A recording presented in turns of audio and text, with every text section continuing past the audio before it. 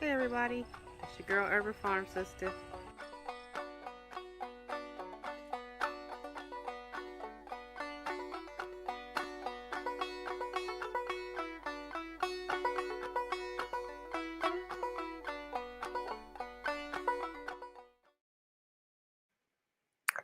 Okay, let's try this again. um, I'm having some serious difficulties this evening. It must be a busy server tonight. Everybody must be on YouTube and Facebook streaming. But it just crashed. But yeah, let me try to get started before it tries to freeze up on me again. Sorry about that. Yeah, it's supposed to start at 7. Oh, yeah, 7:35. I'm on CP time. Not actually, it's not my fault. I've been here since about 6:30 trying to get this to work. Um, but yes, welcome to the show. I see people are coming back in. I apologize for that. The other broadcast, I'm about to delete that because it froze and then it shut the computer down and all types of other stuff. So, I'm here and we're gonna get this done this evening. Um, so let's get started. Thank you guys that are logging back in. I appreciate it. So tonight we're going to talk about you know, insects in our food and things. And I know this presentation is probably going to gross a few people out. The disclaimer now, we're going to talk about some insects that are found in common foods that we eat. I know you guys probably all seen that, that video on YouTube. We'll talk about it a little bit, not YouTube, but on TikTok. We'll talk about that in a second. Um, but I just want to go ahead and get started. All right, I want to let you guys know that this broadcast is sponsored by um sorry, can't read my screen here. It's broadcast by BH Capital Enterprises. BH Capital Enterprises is a company that is dedicated to teaching individuals financial literacy and how to build generational wealth via the stock market. They provide top notch information that is easily absorbed and allows their clients to quickly and efficiently apply what they have learned. They offer a multitude of products and services to best fit their clients' needs. If you'd like to find out more about BH Capital Enterprises, you can visit their website at bhcapitalenterprises.com. This presentation was actually supposed to take place at a high school, but because of COVID-19 and the school shutting down, I was unable to, attend a high school and actually teach this presentation. So I thought, since I'm doing all these lives all the time, that this information would be very pertinent to, what's going on now, especially with this video coming out about, insects and strawberries. So again, thank you, BH Capital Enterprises, for sponsoring this class. Hello, Appreciable Assets. Hi, Shanika Bedford. Hi, Gail Hayden. Thank you for coming back. I'm glad I'm appreciated. I'm glad you guys made it back. I hope the other people that had logged in are able to come back to this new presentation. I like to thank some of my contributors. I've had people, become patrons on Patreon. They've gave me donations via PayPal and Cash App. Our newest contributors are Kim Edwards, Cakes, Cobblers, and Cardio, which is also Shanika Bedford, James Tompkins, and Frank Williams. Thank you guys for contributing to my channel. Contributions by you guys that help keep this going. There's a lot of money that goes behind, doing these presentations, having the technology and software to do them, and then also doing the research and things so that I can actually present this information. So I appreciate you guys for contributing to my channel. If you would like to contribute to my channel, you can do so. My PayPal is nadiaruffin@gmail.com. My Cash App is $ Nadia Ruffin, and my Patreon is www.patreon.com/Urban Farm Sister. Also, please subscribe to my YouTube channel. For every new subscriber I get, that gets me closer and closer to my goal of being able to monetize my information and things like that. So I appreciate you guys. If you can't contribute financially, if you could at least subscribe to my YouTube channel, that would help me out a lot. And also, you guys need to watch the videos. All the video views that I get, that contributes to my channel being able to monetize and, make money off the content that I, present. So if you can subscribe and watch the videos, that'd be greatly appreciated. All right. So a little bit about myself. My name is Nadia Ruffin. I'm located in Cincinnati, Ohio. I know I have a lot of new people watching this video this evening, so I thought I'd introduce myself. I'm probably just gonna introduce myself on every video because I always do people. I had a lot of people subscribe yesterday to my Instagram after I had commented on somebody else's post about that whole strawberry video. A little bit about myself. I'm an entomologist. I'm a scientist. I'm a farmer, researcher, and an educator.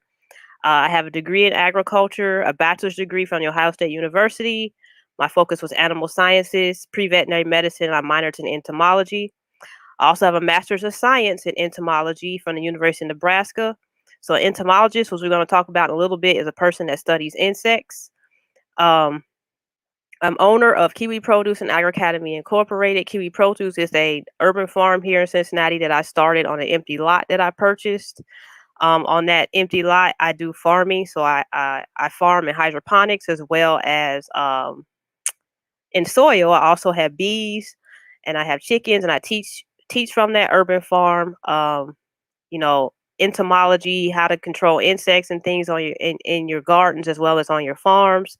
Also, I teach people how to grow their own food and in small spaces and things like that. I started Agri Academy Inc., which is a nonprofit organization that I focused on teaching youth as well as adults, usually socially disadvantaged, particularly African Americans, about the agriculture industry. As far as there's more to agriculture than just farming, and so I teach about all these different opportunities as well as careers that a person could, pursue if they knew about them. And so I teach about those different opportunities.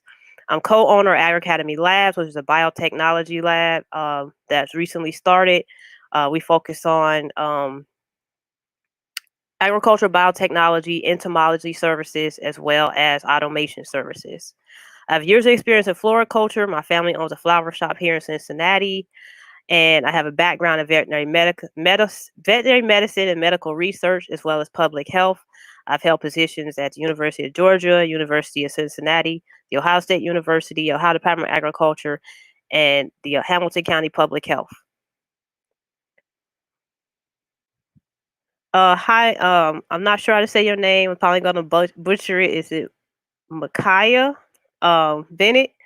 Hi, you said you recently found me on Instagram. I'm so glad I found you. Thank you for your dedication. Oh, thank you very much for following me on Instagram, and I'm glad you found me. And yeah, I eat, sleep, breathe agriculture and science. So I get excited when I get to talk about stuff like this and things like this that come up in the news. I get so excited that I can, use the knowledge that I have to teach about this and, explain things to people as well as, dispel some myths and things like that. So today we're gonna talk about that strawberry challenge on TikTok. We're gonna talk about how those insects got there. What is entomology? Post-harvest entomology. We're gonna talk about some FDA regulations that allow insects to be there. I'm gonna give you some examples. We're gonna talk about forensic entomology, stored product pests, and what's a worm and what's not a worm and things like that. Because people always seem to call things the wrong thing, and so I want to educate on that. Then I'll go over your guys' homework assignment. Nobody did the homework again last week. I don't know what y'all doing. I'm gonna start failing y'all guys because you're not doing your homework. But no, I give homework questions every week for the things that I talk about, and I do that so you guys can go and research on your own and actually look up the information that I presented and build off of that. So entomology, what is that? Entomology means the study of insects, their relatives, and other invertebrates. So, entomology really means the study of insects, but things get lumped into what is entomology. Things like annelids, which are worms, arthropods, not just the insects, but things like spiders, ticks, centipedes, millipedes, crustaceans, things like roly-polies, or they call them peel bugs. Those are crustaceans, crabs, shrimp, lobster, as well as mollusks, things like snails and slugs. They all get lumped into the entomology because a lot of times these things are all living together in an ecosystem. And so, they're not like a mammal or, like a reptile or a bird or a human or anything like that. So they all get lumped together because they're called creepy crawlies and people just don't understand them. So I'm an entomologist and a scientist. I educate people about insects and their relatives, and I also do research and I study them. So entomology can broken down in different branches, and for the last few weeks, when I've talked about different insects, like when we talked about the murder hornets, as well as the cicadas, the lady beetles, things like that. There's different branches in entomology that a person can get involved in and things like that. This week, we're going to focus on post-harvest entomology as well as forensic entomology. So, does anybody have any questions before I get started about strawberry challenge? Anybody have any questions about entomology, things that I do, and things like that? If you have them, you can ask them in the comments, and I'll answer them as I see them pop up. All right. So, you guys, you've probably seen this on the internet. The video originally showed up on TikTok, but it has gone viral. Now it's on Twitter, Facebook, Instagram, YouTube, everywhere. So it's called the Strawberry Challenge. Basically, people are putting strawberries in salt water, and when they put them in the salt water, these are fresh strawberries. They're not frozen. They're fresh. Ones you get from the grocery stores as well as farmers markets and things. They put them in the salt water, and all of a sudden, all these supposed bugs and worms and debris starts to emerge from the strawberries. As a result of this, people are starting to freak out because up to this point, they were under the impression that their food was safe from them eating insects and other things, and how they perceived it. And now they perceive it as, being unsafe. Um, Basically, this video shows the disconnect that new generations have as it pertains to how food is grown and harvested and also sold. So how did these bugs get there? So the video, it says, like, this one lady, she had put on there, after 25 years of living, TikTok taught me how to properly wash strawberries. And then she put them in there, and all of a sudden she saw these things that look like worms coming out. Um, and so, she's 25 years old. She's like, I guess they would call millennial. So she's in a generation that, everything they've known up to this point just shows up, instantly by clicking on a button on their phone, or, things show up in the grocery store. There's a disconnect of how things are grown and all that. So they don't realize that, a lot of this stuff is out in fields and all that, that's exposed to all types of organisms. So how did those bugs get there in the first place? So, where does our food come from? Well, our food comes from commercial field farms. These can be large scale or small scale. It comes from greenhouses. It comes from gardens. It comes from deciduous forests. It comes from the oceans and seas. It comes from lakes and ponds, rivers, streams, mountains, rainforests. It comes from all different types of environments. But within these environments, there's life that utilizes these plants, animals, water, etc., that we also use. So our paths will cross when things are harvested. So food just doesn't show up at the grocery store, and I don't know if people understand that. Like, I've had a lot of conversations with people, and I'll say, "Do you know how that got there?" And their first answer is, "Oh, it comes from the grocery store." And I'd be like, "Well, yeah, see, you bought it from the grocery store, but do you know how it got to the grocery store? Like, what were the processes? Where did it even come from?" And a lot of people have no idea. So, some things are imported from other countries. Some things are, grown locally. Some things, are foraged and found, fishing, all types of things, hunted. And then, it shows up at the grocery store. And people don't seem to know that anymore. It's kind of sad. All right. So post-harvest handling.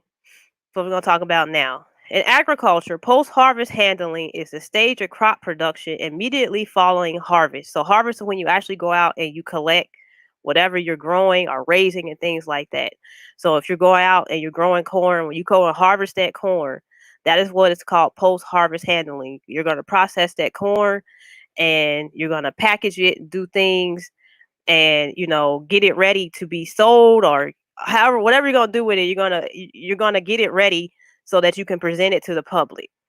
Same thing happens even when you're harvesting animals.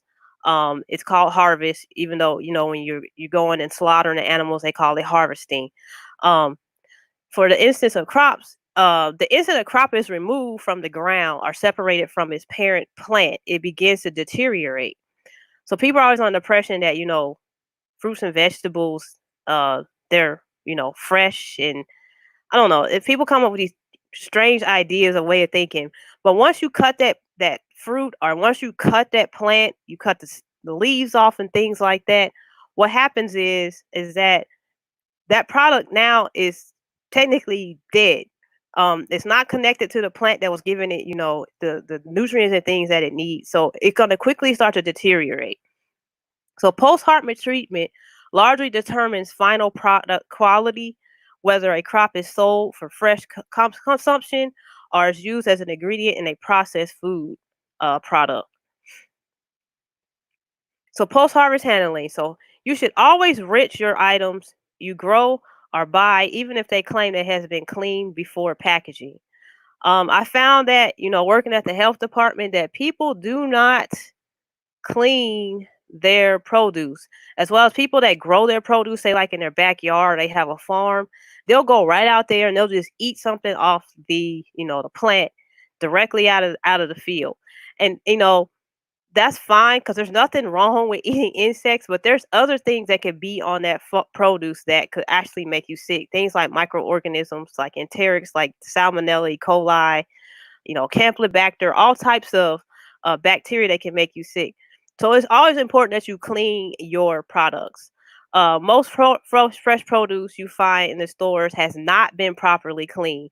So when you go to the area where you have to weigh and you put the stuff in the bag, that stuff hasn't been cleaned. For the most part, they might did a quick rinse to maybe remove like some surface debris, but for the most part, it is not clean, and it's recommended that you clean it. So it can contain things like pesticide and other chemicals. It can contain pathogenic microorganisms. It can also contain things like viruses. COVID-19. People go in the grocery store and they're coughing, even though they're supposed to be wearing that mask, and they take that mask off to actually cough. We won't talk about that right now.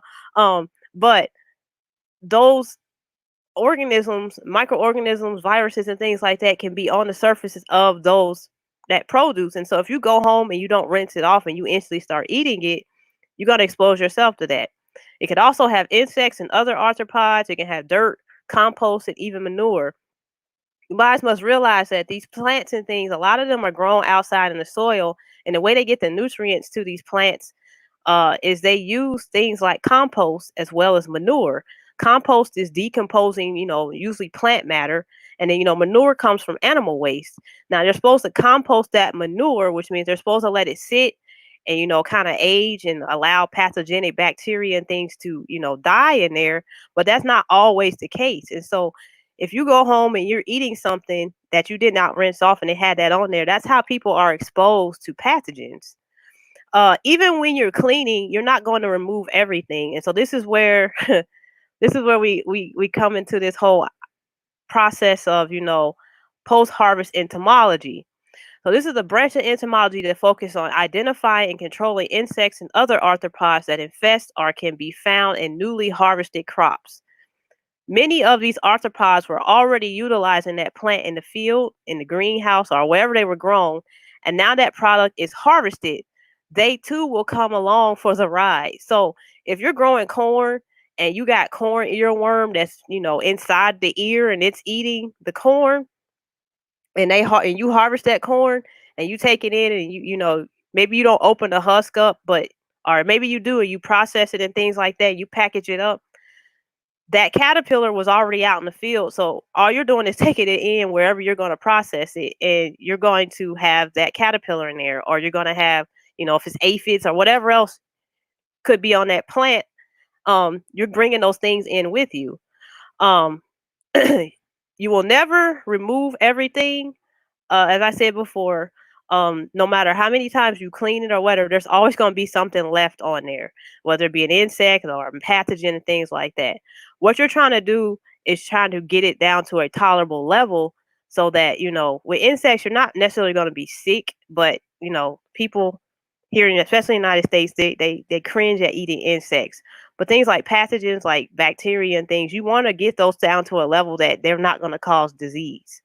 So there's a branch in the government called the FDA that deals with this issue. And we're going to talk about what the FDA is. So the Food and Drug Administration also known as the FDA, which was formed in 1906. The Food and Drug Administration, FDA, or also known as US FDA, is a federal agency of the United States Department of Health and Human Services, one of the United States federal executive departments.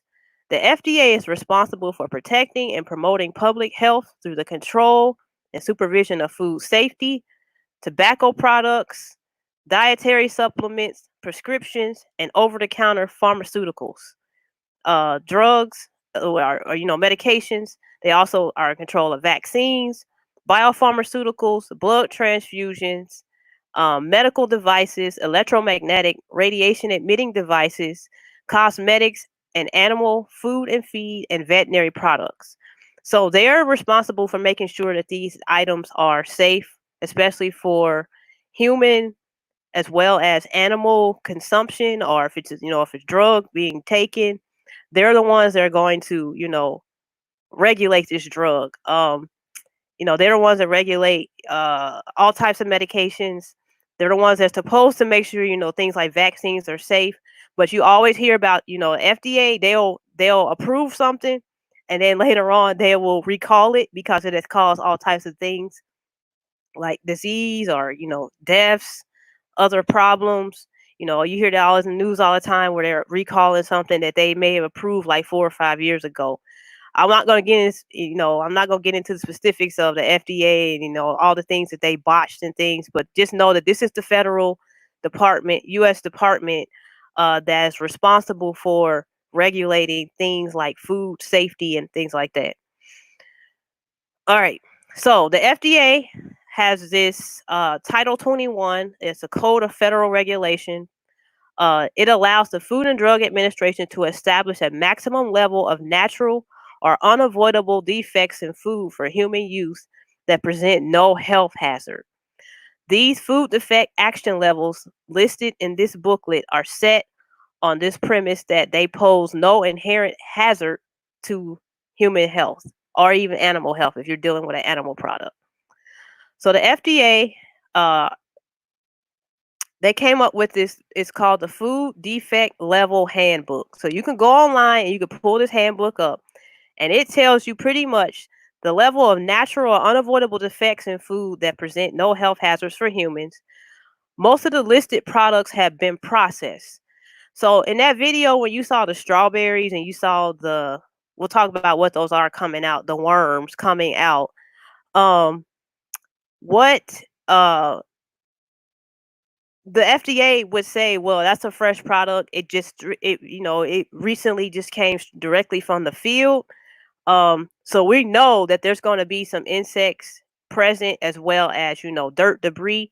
So they already have this regulation that says fresh fruits and vegetables. We already know there's going to be things there. There's unavoidable. Those things live out in the field. They live on those plants. These insects and things, they feed on these plants. So they're going to be there. They're present. They're going to be present. So there's really nothing that we can do. I mean, people, they use pesticides and things. Pesticides are really used to just make sure insects and arthropods do not destroy the what is called like the mother plant, so that they can actually get that harvest. There are things they can do post harvest. They can spray different types of pesticides and things on there in the hopes to attempt to, you know, either eliminate some of these insects and things, but you don't want pesticide sprayed on your food that you're about to eat. So it's very limited on the amount of pesticide they can actually put on things that have been harvested. But just know that anytime you get fresh fruits and vegetables, um, they're gonna be contaminated with insects, and the FDA knows that. And so, if you try to complain, they're gonna come at you like, well, we know it grows outside. It's exposed to these things anyway. So you guys just need to get over it, kind of, sort of. But we're gonna talk about in a second forensic entomology, where things can get infested by insects post packaging, and then that's the where you can actually have some legal ground and things like that. But we're gonna go over this handbook. We're gonna talk about some fresh products and some are suspected of being contaminated with insects and debris. Um, we're gonna talk about some processed ones too. So I'm giving you a disclaimer now. I picked up some of the things that people, eat on a regular basis, and I'm just going to show you that things like insects as well as, rodent hairs, certain levels of dirt, mold, and things can be present, and there's certain levels that's tolerable levels that the FDA allows that, um that is okay. Like if you find it and it falls, they want everything to fall way under what their minimum is, and this does not give like a company the right to, make sure their product is meeting that. They want their product to not even meet that minimum, but if it meets that minimum, they're still within, legal grounds of you can't sue them and things like that.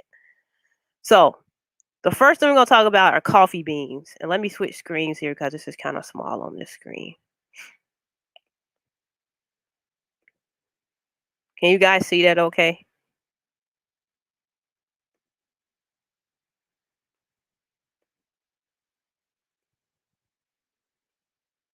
I'll read it. I know it's kind of small. I'm sorry about that. Just that's how it's typed in on the website. All right. So, coffee beans before they're roasted, they're mostly green. But for insect filth, an average of 10% or more by count of insect infested or insect damage. If live external infestation is present, there's a compliancy guide that they're supposed to use as far as rejecting that product. Coffee beans can also have mold. The average of 10% or more beans by count are allowed to be moldy. So that's coffee beans. So when people drink coffee, or if they're eating the beans, there could always be some insects present. This defect source insect infested usually occurs pre-harvest. So these insects actually live on these coffee plants pre-harvest, and then they're harvested along with the coffee beans, and that's how they get into there. So yeah, they can be present. Insects can be present in coffee. So the next thing we're going to talk about is, let's see, chocolate and chocolate liquor. So I have a whole class where I teach about chocolate, but chocolate liquor is what happens when you take the coffee. I'm sorry, the chocolate. Um, you take the chocolate pods and you take out the seeds and you make what is called a liquor. That's you heat it up and you'll get coffee. You'll get the chocolate. Um, Cocoa butter, you'll get, cocoa mass, and you get what is called cocoa liquor. It's like the liquefied chocolate. Um, but in there, insect filth, what's allowed is an average of 60 or more insect fragments per 100 grams.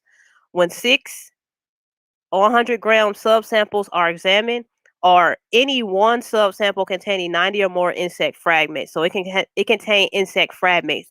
They don't want it to actually contain whole insects, but it can contain things like wings or legs or antenna or part of an insect, whatever. It also allows rodent filth. Average of is one or more rodent hairs per 100 grams, and six or 100 grams in subsamples examined, or one subsample containing three or more rodent hairs. It can also contain the actual shell. Uh, for chocolate liquor, this is the shell of the actual cacao. Uh, the actual seed. There's a shell that you can take off of there. You take off of there before you get to the nibs. For chocolate liquor, if the shell is excess of 2%, calculated on the basis of the alkali-free nibs. Again, uh, these insect fragments can be established, post harvest. So that means these insects were probably living on these pods. Or when it comes to chocolate, what you do is you take those, take the pods out, and you take out those seeds and things, and you actually let them ferment. And a lot of times when you're letting them ferment, they're fermenting outside, and what happens is, things like fruit flies and all types of things are attracted to that fermenting uh you know organic matter, which is just, these plant pods and things, and those insects get in there that way. And so then when they go and process that chocolate, those insects are in there and they get crushed up and things, and that's how you get those fragments in there. So that's one way how insects get into the chocolate. So Gail, you asked a question, what is the worst one in the Midwest to ingest? The worst what? Lisa Troy Williams, great teaching sister. Thank you. Gail Hayden, you are the excellent and witty presenter. Thanks. Um, what are you talking about? The worst one in the Midwest to ingest? I don't know what you're talking about.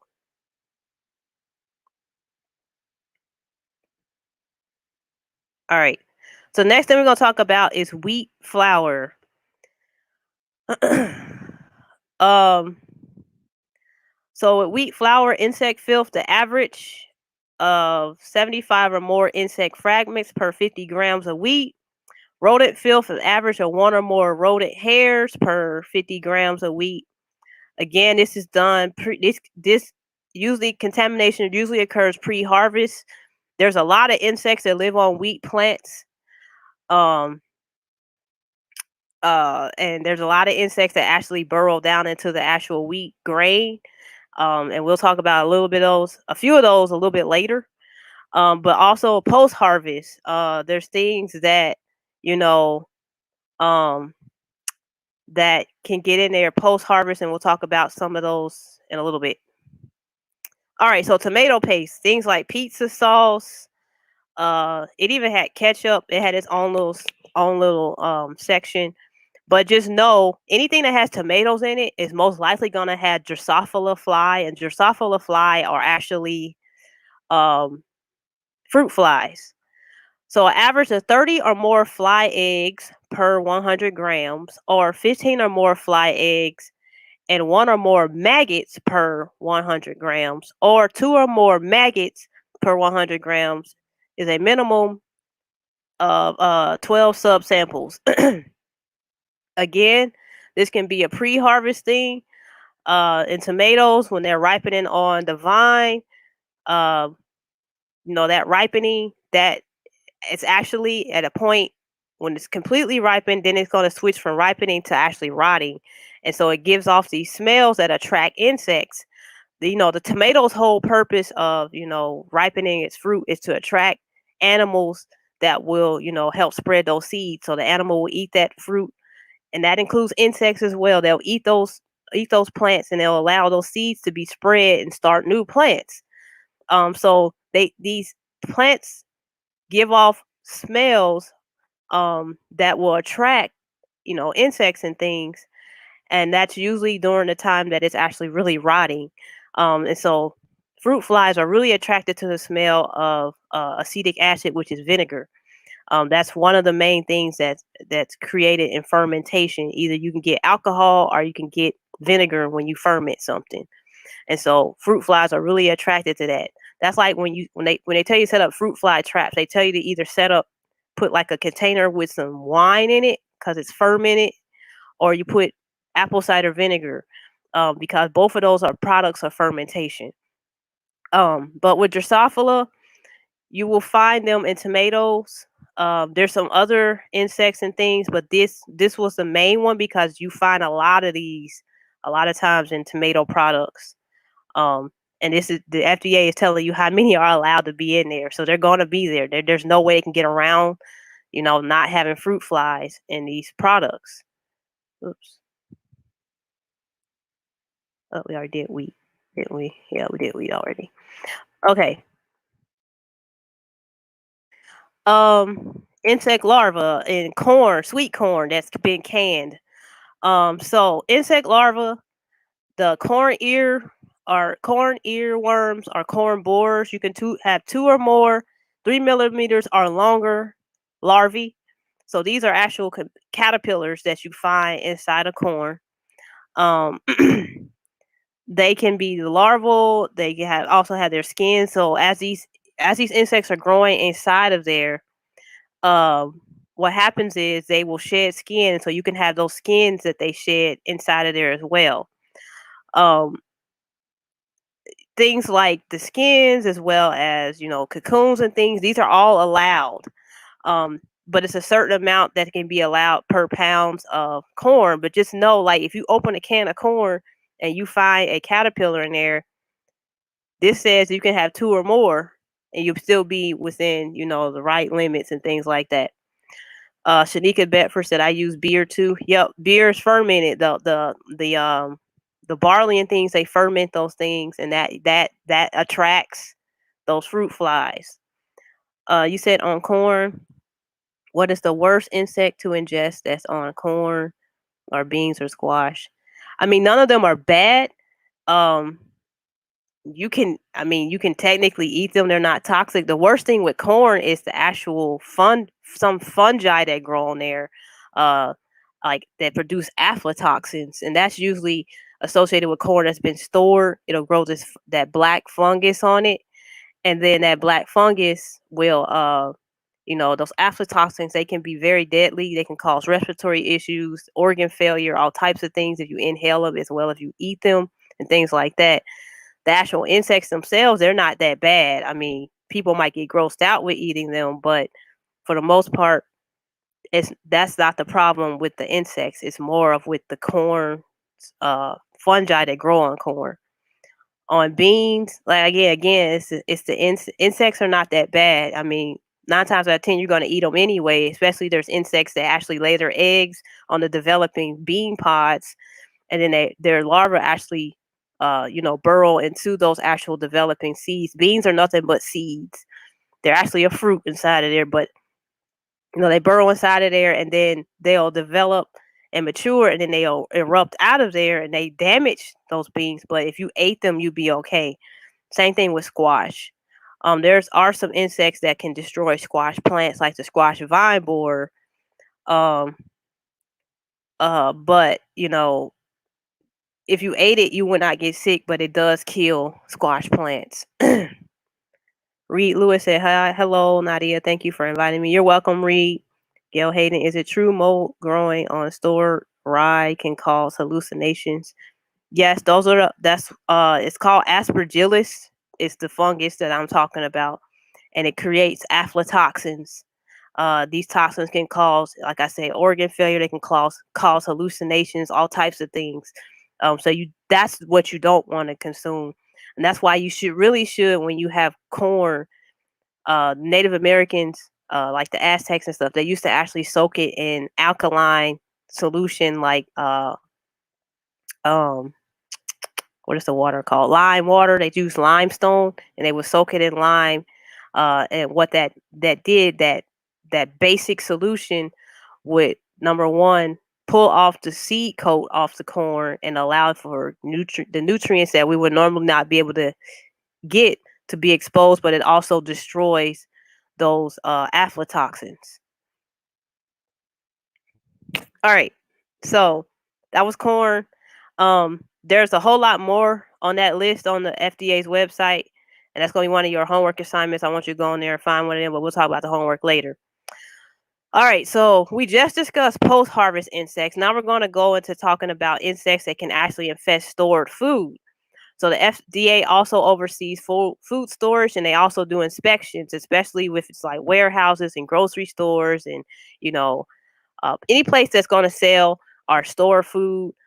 They're going to do inspections to make sure that people are, making sure these insects as well as other animals and things cannot get into stored products. So this brings us to the next branch of entomology. It's called forensic entomology. Forensic entomology is the use of insects and their arthropod relatives that inhabit decomposing remains to aid in legal investigations. Now, people when you think of forensic entomology, they also instantly think of like shows like CSI and crime scene investigations. But forensic entomology can actually be broken down into 3 different areas. There's the medical legal. That's where you talk about the crime scenes. They use maggots and all types of beetles and things like that to uh, figure out when a person or when something passed away, and they can actually pinpoint it down to within 12 hours of death and things, looking at when insect eggs were laid, when they hatched, looking at the different stages of larval development, things like that. It's a really interesting field to get into. I might do a presentation about actual medical legal forensic entomology, but tonight we're going to focus on the stored product pest. There's also another branch of forensic entomology called urban entomology, and this deals with infestations in buildings, so things like roaches, bed bugs. Anytime there's an infestation of insects in a structure, or it also might deal with neglect cases, like say in a nursing home. You have elderly that are not being cared for, and they might have things like body lice, and um, as well as sores that might have maggots and things like that in it. That would actually be the urban. Urban. It could also lead you kind of into the medical legal as well. Um, but we're going to talk about for stored product pests. So these are insect infestations in stored foods and other products due to improper storage or handling. So like I said, forensic entomology, it is not just, the CSI crime scene trying to figure out when somebody died. It's actually three different branches of it. And it's a very interesting field to get into.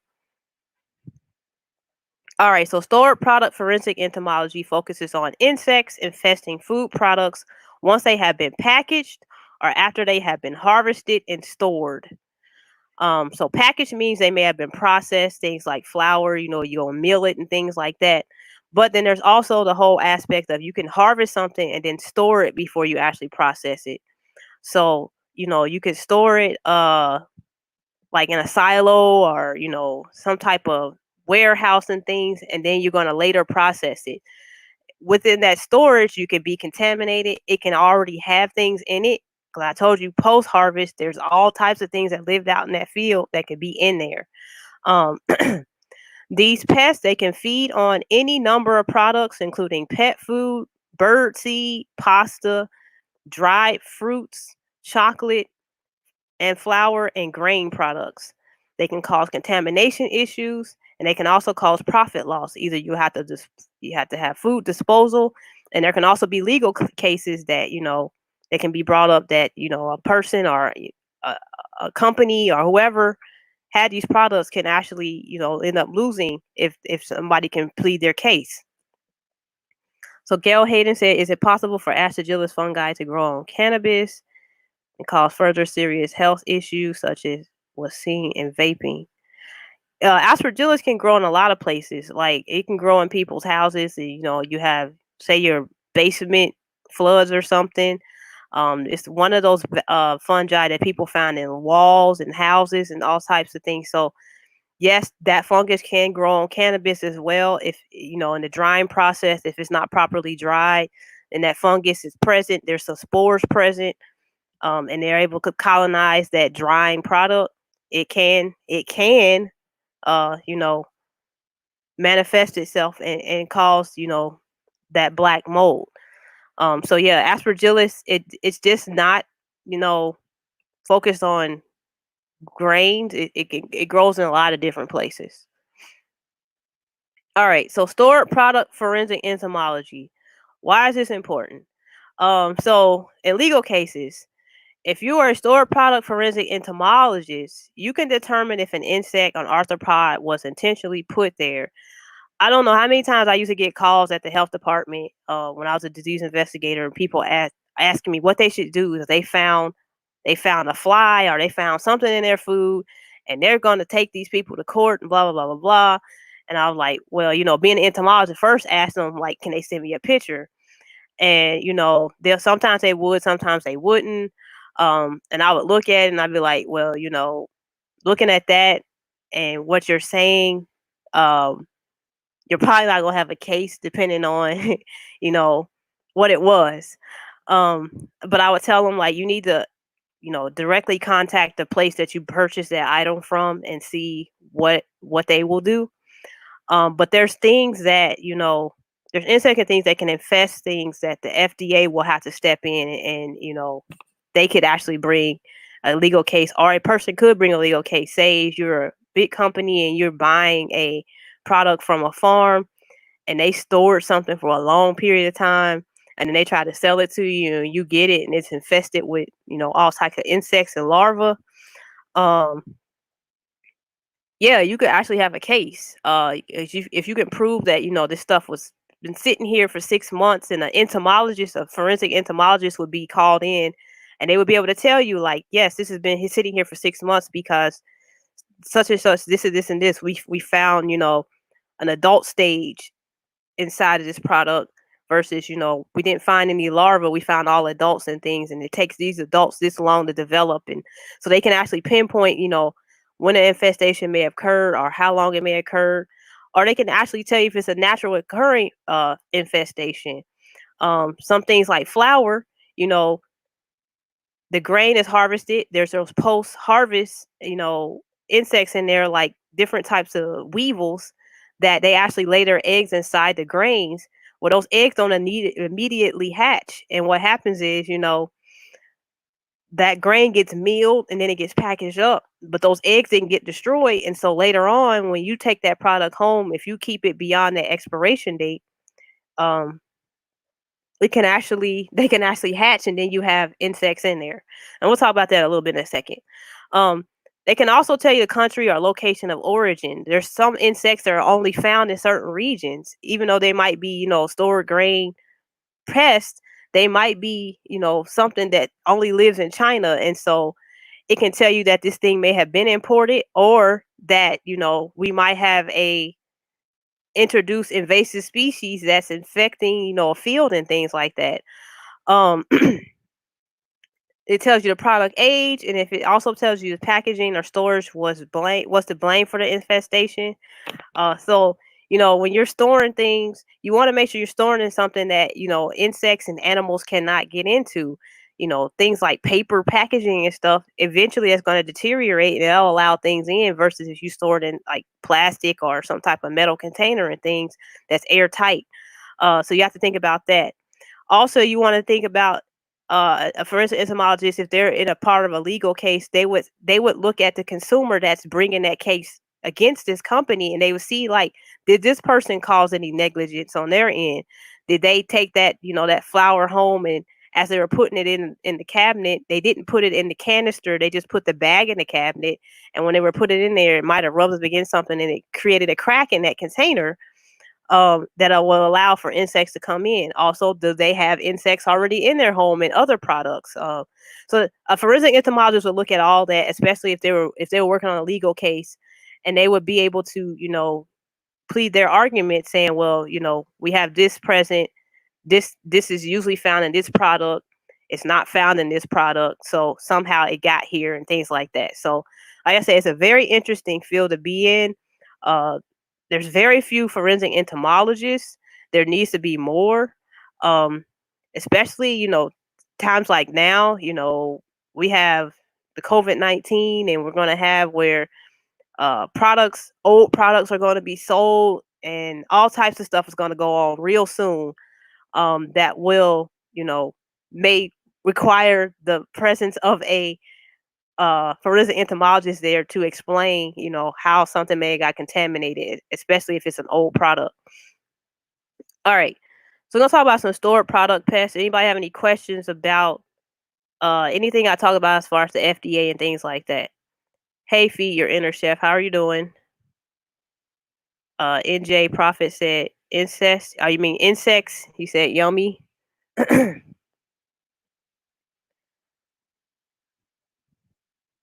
All right. So stored product pests. Uh, these pests, like I said, we're going to talk about. These are ones that actually will infest a product after it has been packaged and stored somewhere. So grain insect pests may be divided into two groups: primary and secondary. Primary grain insects have the ability to attack whole unbroken grains, and secondary pests attack only damaged grains, dust, and milled products.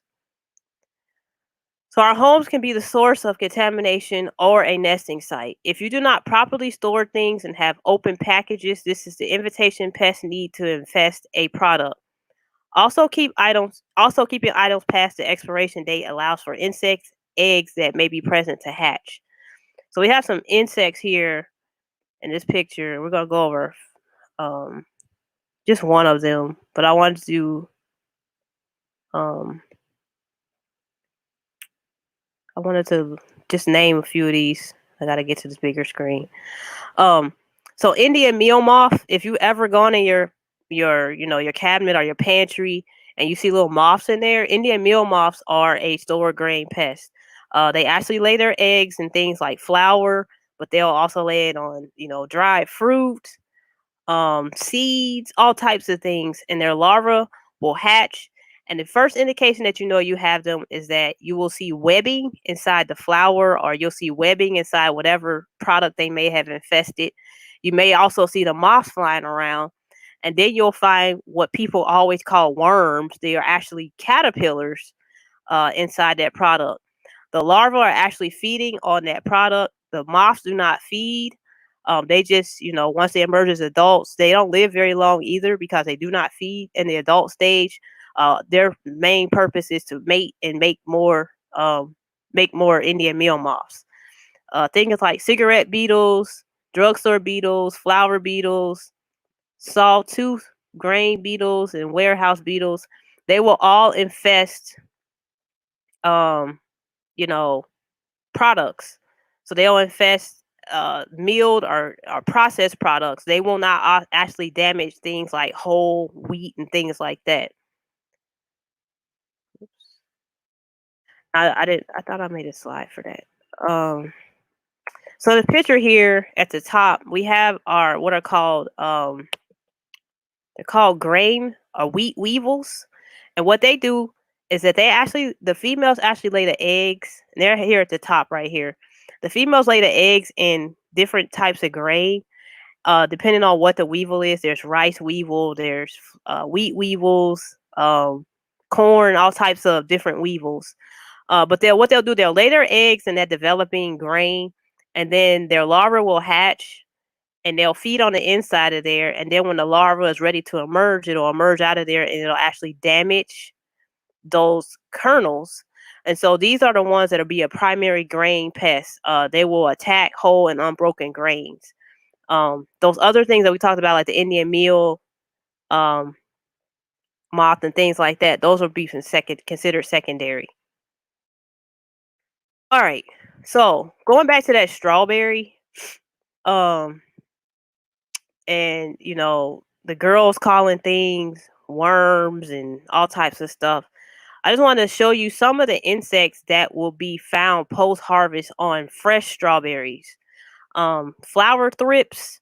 So I talked about thrips last week when we did the garden question and answering. So if you don't know what a thrips is, you can go back and look at that. And I remember I said whether you have one thrips or 1,000 thrips, you always keep that S on the end of thrips.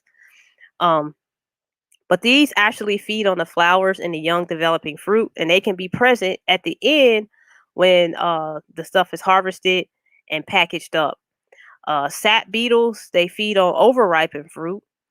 Slugs and snails could be present because they feed on the leaves as well as the fruit. You can have things what are called spittle bugs. You'll see spittle bugs. You actually see the bug, but you'll see what looks like spit out on your in your garden or in your fields and things. It looks like somebody spit on the plant. But those are actual insects that create those little bubbles, and they use those bubbles to protect themselves. But it looks like saliva, like somebody spit on something out there. There's also the spotted winged Drosophila, which is an invasive species of fruit fly, and they feed on the fruit. So when that lady, that one TikTok video that went viral, when she was saying there were worms coming out of there, what she was actually seeing were the larvae of this fruit fly, which are actually maggots. Um, and they feed on the maggots feed on the fruit as well as the flies, the adult flies themselves.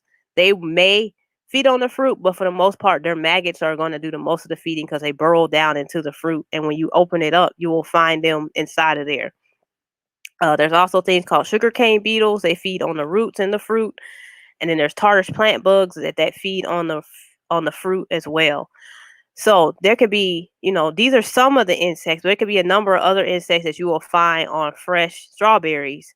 Um, Eating the strawberries is not going to kill you if you eat any of these things. You just get some extra protein. It's not going to hurt you or anything like that. Is it a weevil responsible for the cotton loss during the depression? Yes, it's called the boll weevil. They actually infest the weevil itself will lay its eggs on the boll, the developing part of the cotton that's where the cotton comes from. It's called a boll. and those weevils will lay their eggs on there, and their larvae will burrow down in there, and they will destroy, or they'll, um, feed on the inside. As they're feeding, they're actually, they can destroy the boll, they can kill the boll, or they can just, make the quality of the cotton, lessen the quality of it. Um, and that will cause a decrease in, yield and things like that when it comes time to harvest. But yeah, there's boll weevils. Um, uh, there's also the boll worms, which is still, it's the corn earworm. It has this one caterpillar. It feeds on multiple different plants, so it has different names. It's also called the tomato fruit worm, but it's all the same caterpillar for one moth. But it uses different plants as its, host plants. But they are also responsible for damaging, um, uh, cotton. Is there no questions? Let's see.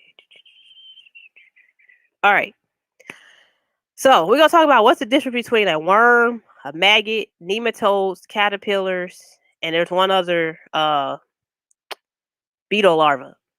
So it's funny because people will come to me and they'll say, "I found a worm in my whatever it is, salad, strawberry, whatever."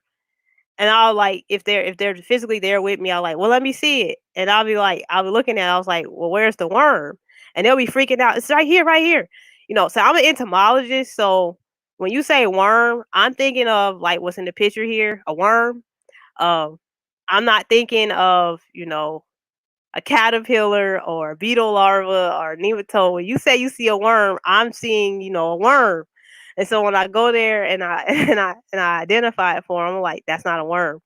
Um, but people, they call everything that wiggles or, has no legs a worm, and I just want to educate you guys that everything's not a worm.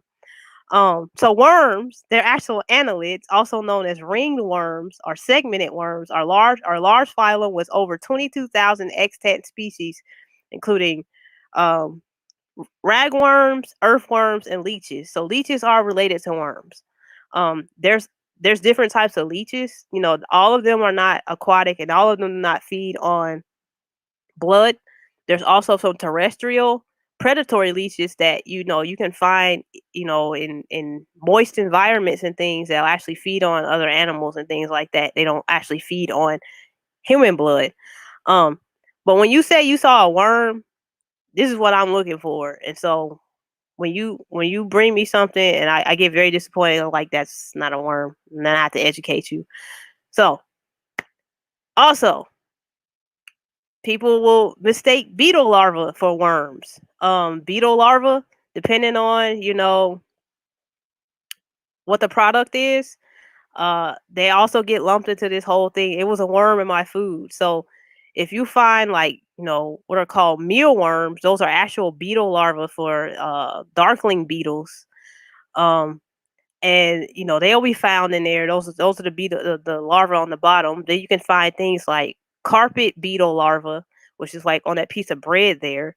Um, you can also find other beetles. Those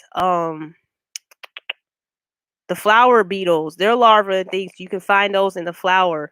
Those are not worms. They're actually beetle larvae. They have legs and things. And sometimes, things like lady beetle larvae get caught up in these post harvest, um, products. Lady beetle heart larva is the one at the top, and I try to tell everybody what those look like over and over again so that they're not going out killing them.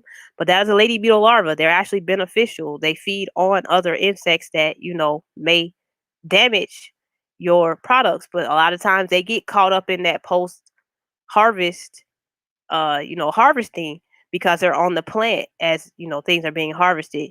Insects and animals, they're not thinking, oh, they're harvesting, let me get off of here. They're just doing what they do. They live on those things, and they feed, they reproduce, and all types of things. They make them their home. And so they're just living there, and then we go and harvest it, and that's how we are, exposed to them. All right, maggots. Maggots are not worms. Maggots are fly larvae. So it can be, any of the field flies, like blowflies, or it could be like fruit flies, um, bot flies. All those are maggots. Um, Maggots look very different than worms, even though people try to say they look like worms. They do not. Also, you need to know like what the eggs look like when when people say I found maggots, I found these worms in my food, and I'll look at the food and I'll be like, okay, that was cooked, right? And they'll tell me, yeah, it was cooked. And I was like, so if it was cooked and it was hot, there's no way that maggot could have survived that high temperature. It would be fried too. So a lot of times people will intentionally put things in food, and they'll go live on a broadcast on like Facebook or something, and they'll act like they found it. And the forensic entomologist, the first question they would ask is, well, did you just purchase this thing and you saw them fry it? And they say yes, and there's like, well, there's no way that that insect came from that place. You had to have put it on there because it would have fried as well. Or if it has maggots, you've let this thing sit out somewhere, um, and they allowed flies to, colonize it, lay eggs on it, and then those larvae hatched. Fly larvae, when they first come out, they're very tiny. Now, if I see a big giant, maggot that's in its third instar, that lets me know that either, that product that you're complaining about, it's been sitting somewhere for at least, depending on the fly species, 3 to 5 days for that maggot to get that big. Or you put it in there. You went outside, maybe got it out of garbage can. You put it in there so you can get likes on a a video and things.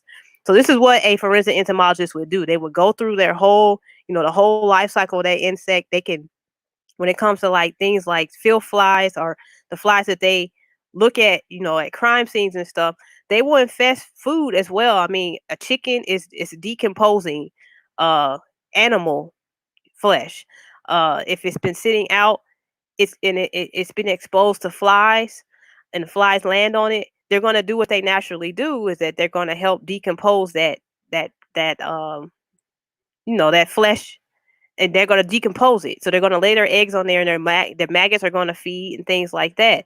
But there's always a it's a schedule of events that have to occur. So flies, they undergo different instars, and instars take place during different time frames, and it's dependent on temperature.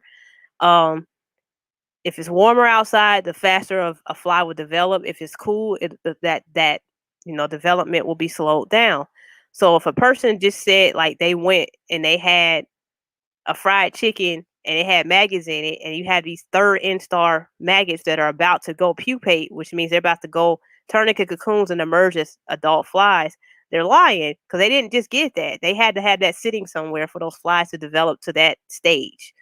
Um, but I just wanted to show this, that flies are not, I mean, maggots are not worms. Um, a lot of times, like in that strawberry video, those are actual fruit fly maggots that she saw coming out of there, were not worms. Um, it was probably that spotted Drosophila that, like I said, we talked about that it's an invasive species. Like in this picture right here, these are actual cherry maggots. These are maggots that you find in the middle of cherry. So it does happen. Insects are going to be there. They are doing what they naturally do. They feed on these things. These is their host plants, or they're doing what they naturally do as far as decomposition. If there's something that's left rotting, they're going to infest it. If they're able to, they're able to get access to it. They're going to lay their eggs, and they're going to carry out that biological process. All right, nematodes. And I don't know why this got pushed over. When people talk about all types of things, nematodes is just one. There's other things like cestodes, which are tapeworms and all this other stuff. Um, but they always want to say people get worms from just eating meat, and that's not always the case. You can get worms from eating fruits and vegetables if those uh, things are present. Nematodes are what are most of the time referred to as roundworms, but they're not related to actual like earthworms or true worms. A lot of these are parasitic, whether it's humans or animals or other life forms. Um, Humans can get nematodes, and there are a number of ways they can get it. They can get it through their foot, like with hookworms, ascaris. There's a big hookworm that's only associated with humans. There's no other host in between there, but it's picked up by drinking contaminated water or food, eating contaminated food, that might have these roundworms eggs in there, or small worms, roundworms in there. Things like pinworms, that's usually a elementary uh problem. Pinworms, the little worms that live right at the opening of the anus. These little worms that a lot of kids get them and they share them because they don't have the best hygiene practices. They go to the bathroom, they wash their hands, or they're digging in their digging in their butts because they're itching. And they in class, and then they go and touch things, and the other students touch those same things, and then they put their hands in their mouth, and then they get exposed to these worms, these roundworms. But there's also some that are parasitic to things like insects. And at this top picture here, we have some nematodes that actually infest things like caterpillars and beetle larvae and things like that. But then we also have the human ones. Like this is a roundworm in someone's eye. I forget what species it is. But these things do happen. But they're not like 9 times out of 10, you're not gonna see roundworms. They're small, so you would have to actually have a microscope to see these things. There are some that can get very long, and there are some that can get big, like those ascaris, the human ones. If you ever seen where they pull those out of someone's intestines, those things can be about that long. But again, that was not associated with any type of animal. Those are strictly humans are the host for those. All right, so caterpillars is the last group we're going to talk about. Caterpillars are larvae of butterflies and moths. Everybody always calls caterpillars worms too, and they're not worms. So, um, things like cabbage worms, they're actually butterfly. They're actually the cabbage white butterflies caterpillar larva. This cross stripe cabbage worm in the middle, it's actually a caterpillar for the butter. It's a moth that it turns into. And then when we talked about those Indian meal moths, their larvae are actually caterpillars. They would not be worms. So just want you to know that when people say they see worms, I get very upset, especially when there's no worms present. And I wish people would call them by the right name. So I'm trying to educate you guys on that. Is it true that garlic kills pinworms? I'm not aware of garlic killing pinworms. The method to kill pinworms, they usually give what is called ivermectin. It's an anti-parasitic drug. Um, I don't think garlic will actually kill them. Um, I've never heard of garlic killing them. I know people get ivermectin. Gail said I picked up a parasite in Philippines. You know, a parasite you actually had? Yeah, a lot of people pick up a lot of parasites when they go internationally.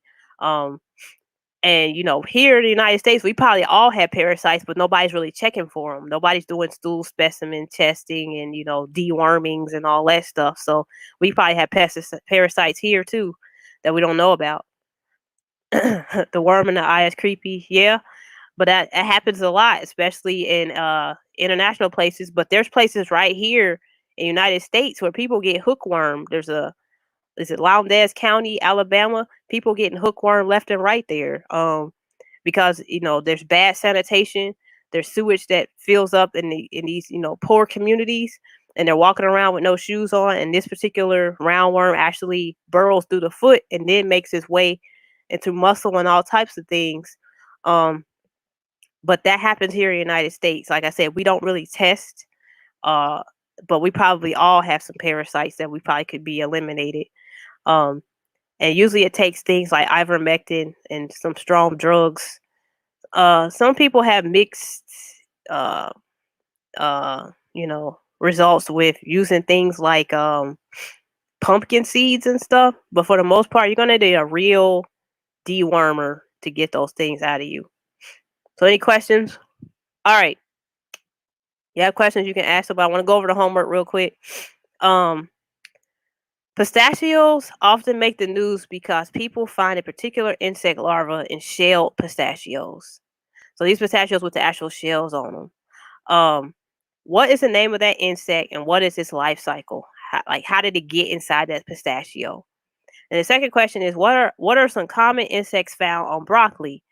So to find this, I want you to use the FDA handbook to tell me what insects are allowed in frozen broccoli and how many are allowed. Those particular insects that they do allow. Um, there's a lot of insects that grow on broccoli or that live on broccoli outside, but there's one particular one that they gave emphasis to because you find them in the hundreds, thousands of them on there. If you answer those questions, could you please email them to urbanfarmsister@gmail.com? Also, the information shows up on the school website was kiwiproduce.farm/school. I have courses on there, classes. Also have these YouTube, Facebook lives on there, and I have the questions and things. I'm a little behind again, but I'm trying to add those onto there. If you have any questions after this live is over with, you can always send me an email, urbanfarmsister@gmail.com, or you can contact me on one of my social media outlets. I'm on Twitter, Facebook, YouTube, and Instagram under Urban Farm Sister. You can also visit my website. And like I said, you can always send me an email. So anybody have any other questions about um, anything I talked about tonight? Any questions about uh, the FDA, um, stored grain pests, um, strawberries? I just want you guys to understand that you eat insects on a regular basis, um, and that outside the United States, people eat insects. Like they they either farm them or they go out and harvest them. They go find them, they bring them back, and they prepare them and eat them. I might do a whole presentation about entomophagy. That's where you actually go and eat. You choose to eat insects. There's like I say, outside the United States, you go right to Mexico and they eat things like chupines, which are um like grasshoppers. Uh, there's things like beetle grubs over in all types of countries. They eat beetle grubs. They go and harvest them from inside trees or they dig them up depending on what beetle is they prefer. People eat things like cockroaches, tarantulas, which are not insects, but they eat tarantulas, uh, stink bugs, all types of stuff. So I mean, here in the United States, we trip out, but then we eat shrimp and lobster and stuff like that, which are crustaceans, which are the relatives of insects. So I don't know, it's something wrong with us here. But the thing is that disconnect. They don't realize that those things are even related to insects. You know, things like that. Gail adds the COVID-19 on produce. It could possibly be. I mean, people are going in the store, they're coughing, sneezing, touching on things, and they had it on their hands and they touched on the produce, they can transmit that virus to that produce. Um, let's see. What's the proper way to wash fruits and vegetables? I mean, people have different methods. Some people use vinegar, some people use salt water. The best thing to do is to rinse it. If it's a soft, like it has skin, like things like watermelons and things, is to just use a brush and remove some of that debris. But I can't say what's going to be the best solution to use. A lot of times I just use warm water and I rinse things off, and then once you cook, if you cook things too, that kills microorganisms as well as anything else that may be present. So I mean, some people have success with using vinegar, salt water, whatever your preference is. The most important thing is that you're actually rinsing it off. Um, let's see. Very informative. I had 2 small bags of tea from a TCM shop. When I went back to clean it out, the cabinet, both bags were infested. I never used them. My sister said there was water in the bag.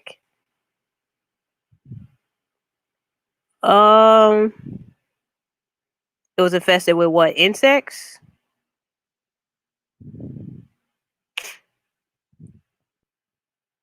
The worms of tequila. What is that all about? I People just they put those worms in there.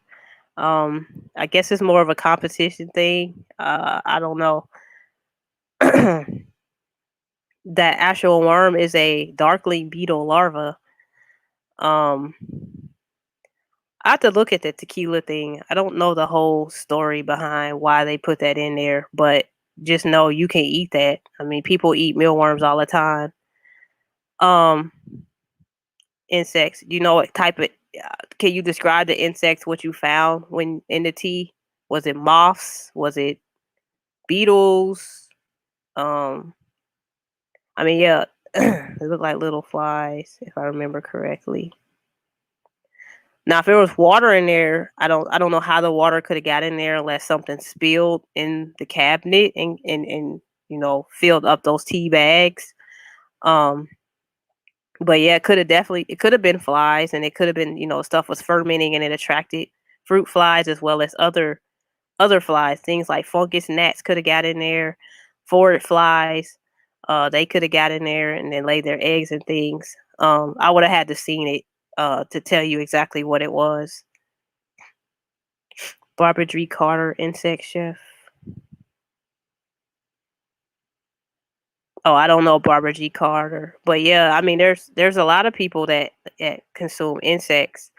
They're a good source of protein. They're actually a better animal to raise because you can raise a lot of them in a small space. Um, but yeah, people can eat them. I mean, I've ate some insects. It's nothing. I mean, I've ate shrimp and lobster stuff too, so it doesn't bother me. People here in the United States need to broaden their horizons and go outside the United States and see people do things a lot differently in other places. Let's see here. Judith Israel. She said hello, greetings, hello. How are you doing? Let's see any other questions here before I get on out of here.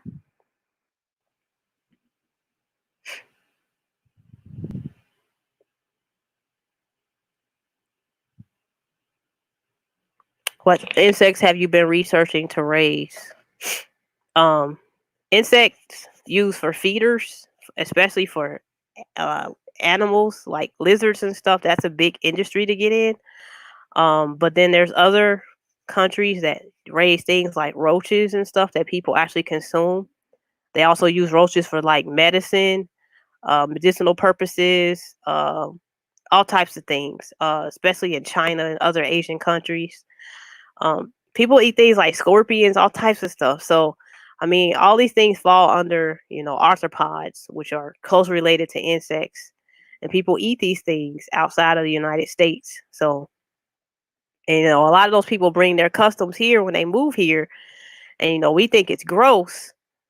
Uh, but in reality, um, this is just how their way of living. And, some of the things that we do, they think it's gross. So, they would never eat certain things that we eat. They would never eat those things there. So it's just you have to broaden your horizons. And you can't be judging people based off what they eat, because everybody does stuff different. There's different things available in other places that may not be available somewhere else, and so they're just utilizing the resource that they have. You know, those uh I forget what part of Africa they recently had a swarm of locusts, which locusts are actually grasshoppers. I don't know if you guys, I don't know how people that are Christians and things that read the Bible, they talk about that you can eat locusts. Those locusts swarm and they'll destroy crops and they'll destroy people's food and things and any of the vegetation that's there. And so what happened is in the Bible, they told them they to eat them because you know that's a food source. They eating up your food source, so now you can eat them. And so, when those locust swarms came recently, I hope the people were utilizing that abundance of protein that was available. Um, but yeah, you can eat things like grasshoppers and appreciable acids at crickets. People eat crickets. I've ate crickets. I've had grasshoppers. I've ate ants, and I've ate mealworms. just trying them out. I have a video on Facebook where I ate those things. Um, but yeah, it does. It like I say, if you eat shrimp and you eat other crustaceans, you can um it's okay for you to eat insects. Now, if you have an allergy to shrimps and things like that, you could possibly have an allergy to insects because their exoskeletons are made from the same chemical, which is chitin, which is a lot of what people are allergic to is the proteins in their exoskeletons. Um, but that you have to be determined if you're allergic to that or not. But yeah, people eat locusts, people eat all types of stuff. If you leave this country and then they bring it here, we get grossed out. It cracks me up. Yes, part of fasting practices eating insects. Book of Joel, God will restore what the locusts have eaten, and then we can eat the locusts. Ew, that's where your strong acid comes from. Eating all. Nah, I don't. Nah, I'm from Southwest Ohio, so I'm from the South. That's where my accent comes from. All right. Any other questions before I get out of here? Gail Hayden said you are so knowledgeable. Thank you. I've done a lot of studying. I've been studying insects since I was about 4 years old. When I was able to go outside and go start collecting them, I just been fascinated with them.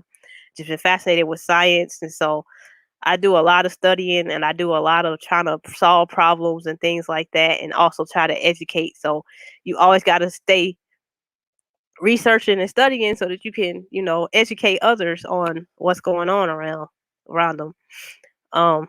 So yeah, that's what I try to do. I just try to educate you guys and keep you guys, you know, up on what's going on when these things pop up in the news or, on uh like social media and stuff, and you got people talking about they never knew this stuff was present and this is just disgusting. I'm like, you've been eating that. Strawberries are just one thing you've been eating insects in. If you eat pistachios, you eat almonds, you eat broccoli, lettuce, you've eaten insects in their abundance. And they always talk about, you swallow so many spiders every year in your sleep and all that, which they kind of said that was a myth or whatever, but you don't know when you're sleeping, there's all types of, things flying around that could actually fly in your mouth and you actually eat it. So um is anything wrong with that? No, I mean, most times you're not going to get sick. Um, so just know that. Appreciable Asset says, thank you. This was like a dissertation. I hope not. I hope it wasn't boring. I hope you guys learned something. Well, I thank you guys for tuning in and logging back in after my technical difficulties. I will be back. I might do some presentations during the week for some other topics, and then I'll definitely be back next Sunday with a different topic. So again, thank you. If you need to contact me, send me an email, urbanfarmsister@gmail.com. You guys have a good evening. Goodbye.